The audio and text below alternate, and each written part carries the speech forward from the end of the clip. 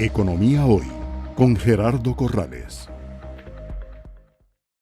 Gracias por estar con nosotros en un nuevo programa de Economía Hoy, democratizando la educación financiera. A propósito del fenómeno de inflación mundial y el impacto que esto genera en la inflación local, conocido como la inflación importada, Economía Hoy trata de explicar a nuestros seguidores cómo esto está afectando la situación económica del país, especialmente de sus ciudadanos, y que esto pueda servir como un material de discusión para que las autoridades, los congresistas, puedan agilizar la toma de decisiones que permitan al menos mitigar los efectos negativos que esta crisis mundial está ocasionando en los presupuestos familiares. Vamos a compartir la presentación que hemos preparado con ese propósito. Aquí podemos ya estar viendo nuestra presentación.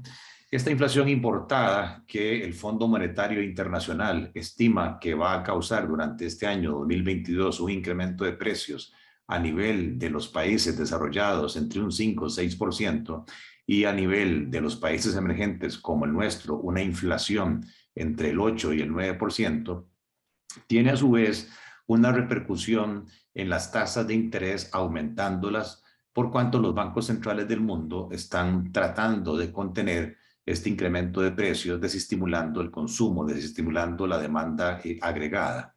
También en el caso nuestro, que somos un país importador, estos mayores precios de los insumos importados, de los bienes importados, básicamente comestibles, alimentos, bebidas, energía, hace que la demanda de dólares se vea incrementada, y en el tanto en que la oferta de dólares no aumente en el país, eso ocasiona un aumento de la cantidad de colones que se deben pagar por un dólar, a lo cual llamamos el tipo de cambio. De igual manera, esta situación, dado que muchas de las empresas nuestras descentralizadas tienen deudas en dólares, implica que el costo de los servicios públicos como el agua, la luz, el teléfono, se vea incrementado, y todos estos efectos juntos lo que vienen a ocasionar es un impacto recesivo en la economía. Esto quiere decir que las tasas de crecimiento de la producción de bienes y servicios son cada vez menores, y a su vez esto hace de que la demanda laboral, o sea, la demanda por trabajo, se vea reducida y que eventualmente haya un mayor desempleo. Es decir, es como una tormenta perfecta que se está generando en el mundo, y que de no hacer absolutamente nada, lamentablemente los sectores que más van a sufrir son aquellos de los niveles de ingresos más bajos, donde ya la pobreza extrema y la pobreza total en Costa Rica es alta. 26.2% de nuestros ciudadanos están en condición de pobreza, 18.9% en pobreza no extrema, es decir, que reciben un salario mensual de alrededor de 120,000 colones para cubrir necesidades básicas, y un 7.3% están en pobreza extrema, o sea que no pueden cubrir el costo de la canasta básica mensual, que oscila entre los 56,000 y 60,000 colones por mes. Esto nos da que antes de la nueva medición de los efectos que esta inflación importada pueda causar en la sociedad, teníamos 1.4 millones de costarricenses en pobreza, y de esos 400,000 costarricenses en una situación de pobreza extrema, lo cual pone en riesgo todo el Estado social de derecho, especialmente porque detrás de estos números, detrás de esta situación que aprieta los presupuestos familiares, lamentablemente hay efectos sociales. La delincuencia se ve incrementada, también actividades ilegales como el narcotráfico se ve promovido, y todo esto atenta contra la paz social, que es el fundamento para que las empresas sean exitosas y para que las familias a su vez sean felices. Aquí tenemos el índice de precios de los alimentos que calcula la FAO. Podemos ver cómo este índice del año 2020 a hoy ha sufrido una escalada, un aumento de precios de esa canasta de bienes de un 53% significativo. El precio del barril del petróleo, nosotros somos importadores de petróleo, básicamente para uso del parque vehicular, transportes, taxis, buses, vehículos particulares, como también es un insumo importante. Los combustibles de las actividades productivas son un costo de producción importante y vemos que ya al día de hoy el petróleo superó la barrera de los $120 y algunos especulan que a fin de año el petróleo se va a ubicar entre $150 el barril a $175. En diciembre del año pasado, el petróleo había cerrado en $75 por barril. Quiere decir que a la fecha tenemos un 60% de aumento por este concepto. Y esto lamentablemente no se puede capear. Es un efecto que incide directamente sobre la situación. Aquí tenemos las tasas de interés internacionales. Vemos cómo el Fed, que es el Banco Central de los Estados Unidos, antes de la pandemia, las tasas de interés de referencia las tenían cerca del 1.6%. Luego, para tratar de reactivar el aparato económico de los Estados Unidos, prácticamente estuvo por muchos años la tasa de interés muy baja, casi cerca de cero. Pero vean que en lo que llevamos del año 2022, a propósito de la inflación, el Banco Central americano ha subido las tasas de referencia prácticamente en 0.75%. Y eso lo que hace es que cuando hay crisis, cuando hay incertidumbre, cuando hay volatilidad en los mercados financieros, los inversionistas de los países emergentes traten de buscar seguridad y se considera que los bonos del Tesoro americano son bonos muy seguros y al estar subiendo las tasas, eso se convierte en un incentivo para que haya salida de capitales de los países emergentes, lo que técnicamente se llama como el flight to quality, o sea, la búsqueda de inversiones seguras en los Estados Unidos. Nuestro Banco Central ha tenido una gestión exitosa, como se lo manda el artículo 2 de su ley, en cuanto al control de la inflación. Recuerden que tenemos un sistema de metas de inflación. El Banco Central se ha propuesto que la inflación fluctúe entre un piso del 2% y un techo del 4%. Tuvimos inflaciones relativamente bajas, incluso en algunos meses negativas durante la pandemia, pero vean que a partir más o menos de mediados del 2020 se ha venido en una escalada creciente de precios, rompiendo el techo del Banco Central hasta el último dato que tenemos hoy, con una inflación interanual del 8.71%. Es un incremento importante que destruye poder de compra de los salarios nominales de nuestros ciudadanos. Y lo preocupante, como se ve por acá, es que este índice general de precios, esa tasa de variación porcentual, es la más alta de los últimos 10 años. Tuvimos, como se puede ver acá, años prácticamente de una inflación muy controlada y ahora estamos teniendo un crecimiento importante de precios por este fenómeno importado. Donde quizás más se siente esta situación es en los precios del litro de combustibles. Antes de la pandemia, en marzo de 2020, el litro de diésel costaba 464 colones y vemos que en febrero del 2022, antes de la preguerra, 671 colones por litro y hoy estamos ya en 1012 colones por litro. La misma situación creciente que pasa con la gasolina regular y con la gasolina super. O sea que si tomamos la variación relativa del precio del litro de diésel antes de la pandemia, el aumento a hoy ha sido de un significativo 118%, mientras que en el caso de las gasolinas un 85%. Y si el punto de referencia lo tomamos preguerra, el aumento del diésel ha sido de un 51%, mientras que las gasolinas alrededor de un 38%. Todos estos efectos inflacionarios lo que hacen es que los salarios, el poder de compra de los salarios se vea reducido que los salarios reales, en este caso los salarios mínimos, prácticamente su poder de compra ha caído interanual un 6%. O sea que con el mismo salario nominal, por esta inflación, las personas van al supermercado, van a la farmacia, a las pulperías y se dan cuenta que pueden pagar un 6% menos, que pueden comprar un 6% menos. Y eso deteriora la calidad de vida de los ciudadanos.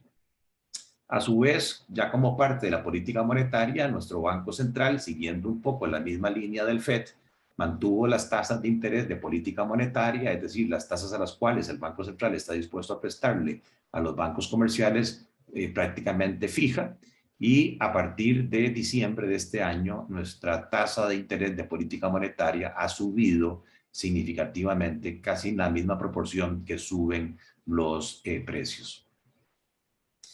Y luego tenemos el efecto del tipo de cambio, donde la pandemia cambió el mercado cambiario de una situación de exceso de dólares, donde el tipo de cambio se apreciaba, o sea, había que pagar menos colones por un dólar, pero a partir de abril 2020, significativamente, el tipo de cambio ha venido subiendo preocupantemente hasta alcanzar prácticamente 690 colones por dólar. Es decir, que de abril del 2020 a hoy, el tipo de cambio se ha devaluado un 22%, hay que pagar 125 colones más por cada dólar, y que en lo que llevamos del año 2022, esa devaluación ha sido de un 7%. En solo estos meses del año, el dólar se ha encarecido 45 colones. Para que esto quede más claro, si una persona hubiese tomado en abril 2020 un préstamo hipotecario de $100,000, debía en ese momento el equivalente a 56.5 millones de colones, con una cuota mensual de pago de amortización e intereses de 415,000 colones. Si esa situación se hubiese dado ahora en junio de este año, por los mismos $100,000, la persona tuvo que haberse endeudado por un equivalente de 69 millones de colones y la cuota mensual hubiese subido a 507,000 colones. O sea que tanto el principal como la cuota de un crédito en dólares para alguien que no gana en dólares se comporta proporcionalmente a la devaluación, bajo el supuesto que las tasas de interés en los plazos se mantienen relativamente iguales. Y eso nos lleva a analizar este cuadro, que es una fotografía del sistema financiero nacional en cuanto a el crédito al sector privado. Vemos que el total del sistema financiero tiene 37,000 millones de dólares colocados, de los cuales el 61% va a personas y un 39% va a las empresas del sector productivo. Que en colones, esos 37,000 millones de dólares son o representan un 64%, y que en dólares se ha colocado el 36% del crédito al sistema privado del país, y que de ese 36%, un 13% es a empresas o personas que generan dólares, o sea, están protegidos del riesgo cambiario, pero un significativo 22% está colocado en personas o empresas que no generan dólares. Estamos hablando de una exposición total del sistema financiero a 8,256 millones de dólares. Cuando separamos estos detalles entre personas jurídicas, empresas y personas físicas, observamos que los 14,000 millones colocados en empresas, prácticamente mitad y mitad, están colocados en colones y en dólares, y de la colocación en dólares, la mayoría está colocado en empresas generadoras de dólares, pero hay 3,000 millones de dólares en 21,000 empresas que están expuestas al riesgo cambiario, con un crédito promedio de 153,000 dólares. Y que en el caso de las personas físicas, el crédito por moneda, el 17,000 millones de dólares están en colones y 5,700 millones en dólares, donde la mayoría, 5,088 millones de dólares, está colocado en 772,000 personas que no generan dólares con un saldo promedio de crédito por persona no generadora de $6,600. Esto hace que cuando vemos la morosidad, es decir, los créditos que están atrasados más de 90 días o en cobro judicial, a abril de este año, la morosidad del sistema financiero es de un 2,3%. Pero si separamos esa morosidad por moneda, vemos que en colones es menos riesgoso el sistema, tiene una morosidad de 1,95 y es una mora que ha venido cayendo en el tiempo, pero que en el caso de los dólares, la morosidad prácticamente se mantiene estable en el 3%, y si separáramos de estos dólares los deudores no generadores, la mora es de un 3,5%. Es decir, que hay más riesgo del sistema financiero con los deudores empresariales o físicos que tienen créditos en dólares, pero que no generan dólares. A nivel del crédito personal, vemos que colocado en vivienda o en hipotecas, del total de crédito a personas, el 51% es vivienda con 11,000 millones de dólares.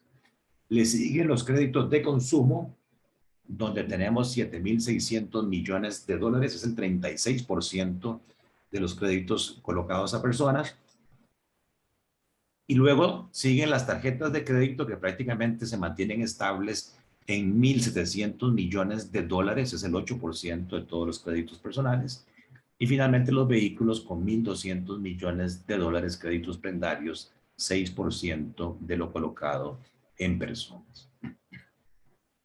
Ahora bien, si tomamos las familias por quintiles de ingreso, siendo el quintil 1 la cantidad de hogares con ingresos más bajos, y el quintil 5 la cantidad de hogares con ingresos más altos, nos damos cuenta que dentro de los 5 millones de habitantes, el 22% se encuentran en el quintil de ingresos más bajos, y a nivel del quintil de ingresos más alto está el 15,9% de los 5,100,000 costarricenses que somos.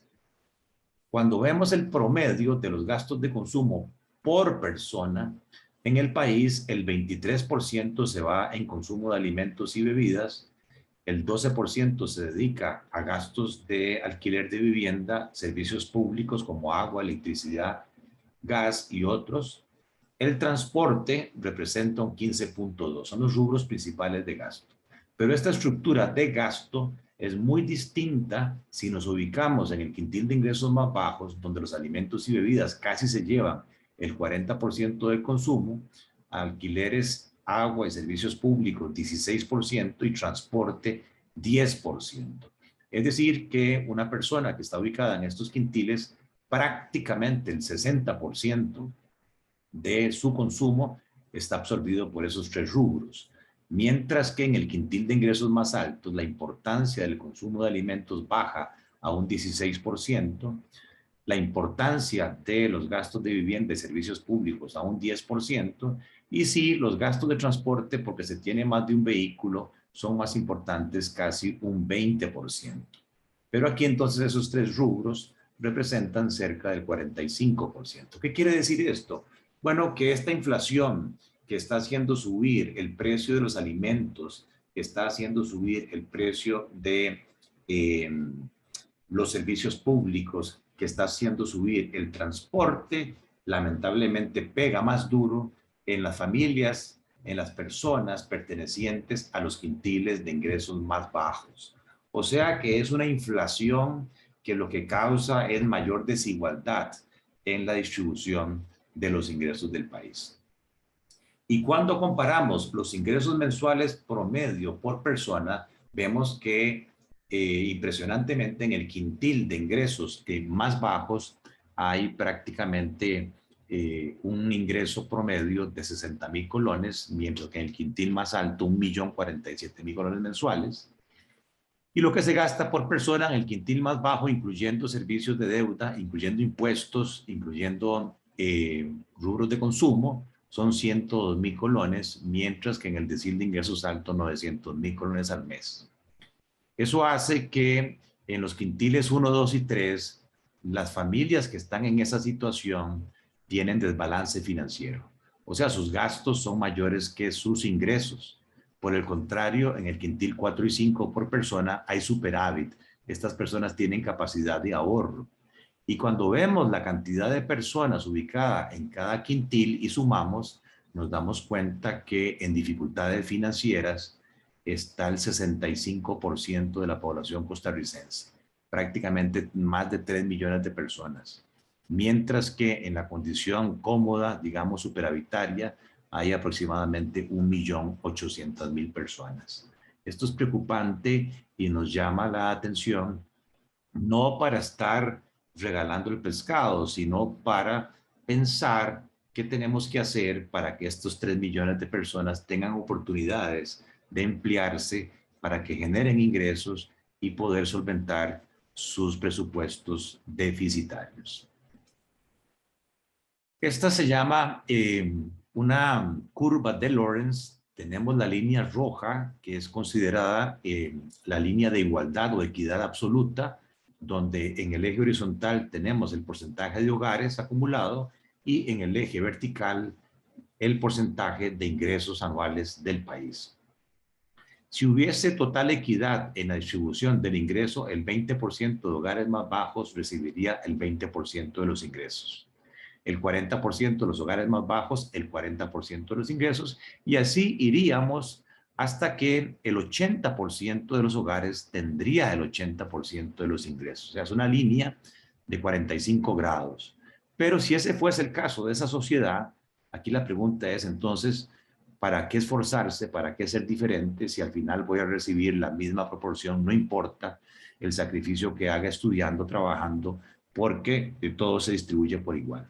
Y la línea azul es la distribución real de Costa Rica, donde el 20% de hogares recibe el 4,5%, el 40% recibe el 13,1% de los ingresos, y así nos vamos donde el 80% recibe el 48,5% de los ingresos. Por diferencia, quiere decir que el quintil de ingresos más alto acumula más del 50% de los ingresos. Lamentablemente, nuestra desigualdad en la distribución de los ingresos se ha venido incrementando. Si ahora agarramos el 1.600.000 hogares que hay en el país y lo dividimos en 10% para hablar de deciles, desde los hogares con ingresos más bajos a los hogares con ingresos más altos, vemos que en el año 2020, en el decil de hogares más bajos, se recibían por hogar 136.000 colones. Y ahí vivían 616.000 personas, o sea, casi 4 personas por hogar. De forma tal que este ingreso dividido entre 4 personas nos da que esa gente vive con 35.000 colones de ingreso por mes, insuficiente para pagar la canasta básica. O sea, 616.000 costarricenses en condición de pobreza extrema. Mientras que en el decil de ingresos más alto, la misma cantidad de hogares, pero con un salario por hogar de casi 3 millones de colones, dividido entre una densidad menor de personas por hogar, 2,3, y eso hace que el ingreso sea 1.237.000. Esto quiere decir que sí, en el país hay diferencias muy importantes en la distribución del ingreso, que una política social debería, en ese sentido, hacer recaudación tributaria para ayudar solidariamente a estos hogares de ingresos más bajos. Y con ese propósito se distribuye cerca del 40% del presupuesto nacional del gobierno, que son 18.000 millones de dólares al año. De ese dinero, el 40% va con destino social, va con destino de atender la pobreza del país. Aquí podemos ver el coeficiente de Gini, la desigualdad dentro de los países de la OCDE, y lamentablemente vemos que este coeficiente, entre más se acerque a 1, más desigualdad hay en la distribución del ingreso. Vemos que Costa Rica lidera la desigualdad en los países de la OCDE, donde el promedio del coeficiente de Gini se acerca a 0,4, el nuestro está en 0,52, y no solamente estamos peor que los países nórdicos, ¿verdad?, sino que también superamos a Chile, Colombia y México. Y lo que es más preocupante es que sí hay una política social en donde se cobran impuestos, pero vemos que el coeficiente, después de hacer la asignación vía transferencias con los programas sociales de esos impuestos, prácticamente no cambia, no mejora. O sea que aquí urge revisar la efectividad, la eficacia de nuestros programas sociales, porque mucho de este dinero se está quedando en el tubo, en salarios, en pluses, en compras, y no le está llegando a la gente que lo necesita. Por el contrario, vean que la OCDE, su política de recaudación de impuestos y de asignación para mejorar la distribución es muy efectiva, porque el coeficiente prácticamente cambia de 0.41 a 0.3. En conclusión, el mundo está entrando en una crisis de estancamiento económico con inflación. A eso se le conoce como la estanflación. Y mientras continúe la crisis bélica Rusia-Ucrania, la inflación importada va a ser un fenómeno que va a estar entre nosotros, y eso va a hacer que las tasas de interés continúen aumentando, y lo mismo que la devaluación del colón. Este tipo de inflación, como lo vimos, tiene un impacto mayor sobre las clases de ingresos más bajas, donde cerca del 65% de los costarricenses se encuentra hoy en problemas financieros. Y entonces estamos en tiempos no ortodoxos, y tal vez muchos de nosotros, en la burbuja en que estamos, de los deciles 7, 8, 9 y 10, no nos damos cuenta de esta situación o emergencia económica no anunciada. Y por esa razón, Economía Hoy trata de contribuir con una serie de sugerencias para que el Congreso, para que el gobierno, los empresarios, los sindicatos, con una visión país, de una vez por todas, se sienten, a propósito de las mesas de diálogo, con sentido de urgencia, dejando a un lado las campañas políticas y las ideologías políticas, para darle prioridad a una agenda de proyectos que venga a mitigar la situación que están viviendo estos hogares. Por ejemplo, ya se ha discutido muchísimo. Ya en muchos países se tomó la decisión o de bajar impuestos, o de aplicar subsidios, o de utilizar créditos de multilaterales para poder bajar el precio del transporte público. Y nosotros aquí seguimos en esa discusión. En segundo lugar, es fundamental la aprobación urgente de los créditos de apoyo presupuestario de las multilaterales, más de $1.000 millones, lo mismo que el proyecto de eurobonos, lo cual vendría a dar recursos frescos en dólares para estabilizar el tipo de cambio. Me parece a mí que también ha faltado persuasión moral y una mayor injerencia del CONACYT, de la SUPEM, para no solamente regular el ritmo de salida de capitales de las operadoras de pensiones, que han sacado en los últimos 2 años más de $3.000 millones del país, incrementando la demanda de dólares y subiendo el tipo de cambio en perjuicio de la colectividad, sino que me parece que un 50% de todos los portafolios que se permite invertir en el exterior es una suma que suena alta comparado con otros países. También es importante incentivar sectores intensivos en mano de obra no calificada, como la construcción de vivienda, el comercio, el turismo. De una vez por todas, hay que espantar los fantasmas de que la ley de jornadas flexibles laborales viene a perjudicar a los trabajadores. En mi criterio, más bien viene a dar oportunidades para mucha gente que está desempleada. Hace poco hubo una feria de empleo en el Colegio de Ciencias Económicas y era impresionante las filas de kilómetros de gente deseosa y que está dispuesta a trabajar. Es necesario modificar la ley, los reglamentos, el apetito, el sentido de urgencia del sistema de banca para el desarrollo y de sus operadores. No puede ser posible que en este momento haya sin colocar más de $500 millones en créditos blandos para micros, pequeñas y medianas empresas que tanto lo están necesitando. Es necesario que haya más pasión y dejar de echarse la culpa uno a otro. Hay que sentarse en una misma mesa, reguladores, consejo rector, administración, bancos, operadores, gobierno, para que realmente este sistema funcione. Me parece que la regla fiscal no debería debería excluir los gastos de capital, por cuanto si le ponemos la camisa de fuerza de que los gastos en infraestructura no crezcan, Eso lo que nos va a hacer es afectar la productividad, la competitividad del país a futuro. Me parece que es necesario que la ley de concesiones de obra pública se modifique para que se convierta en una verdadera ley de alianzas público-privadas, porque ya el gobierno no puede seguir gastando en infraestructura y sin perder la propiedad de los activos vía concesiones, vía alianzas público-privadas, podemos seguir incentivando la inversión, generando empleo y manteniendo la productividad. Me parece que la Junta Directiva de la Caja Costarricense del Seguro Social debe ser más flexible en el tratamiento de las cargas a los trabajadores independientes. No puede ser posible que de cerca de 550,000 trabajadores independientes, más del 90% están en informalidad, no pagan las cargas sociales, porque la Caja le cobra doble, le cobra como patrono, le cobra como asalariado el 18% de cuotas, cuando el resto de asalariados de que paga es un 9%. Y de igual manera me parece que es iluso que la Caja siga registrando como cuentas por cobrar todos los pendientes y que cuando alguien llega a formalizarse le trasladan cargos por 10 años.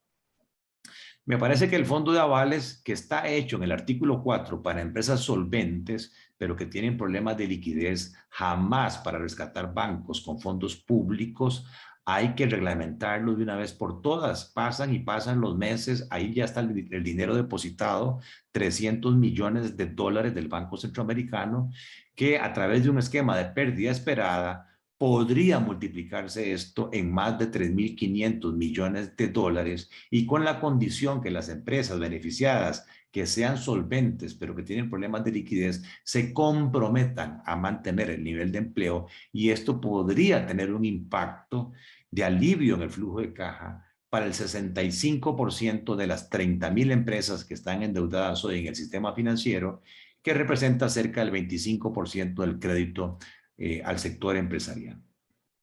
Y finalmente me parece a mí que el país no está, dadas las condiciones mundiales, para seguir generando miedos, para seguir generando desconfianza, para seguir asustando con discursos que no vale la pena. Yo lo he dicho reiteradamente, no hay nada más pendejo que un dólar. Y si ya la misión del Fondo Monetario Internacional hizo una evaluación positiva de la situación macroeconómica del país y las agencias calificadoras de riesgo incluso nos cambiaron la perspectiva económica de negativa a estable, ¿qué necesidad hay de seguir manifestando que tenemos un país emproblemado o que hay insuficiencia de X o de Y recursos?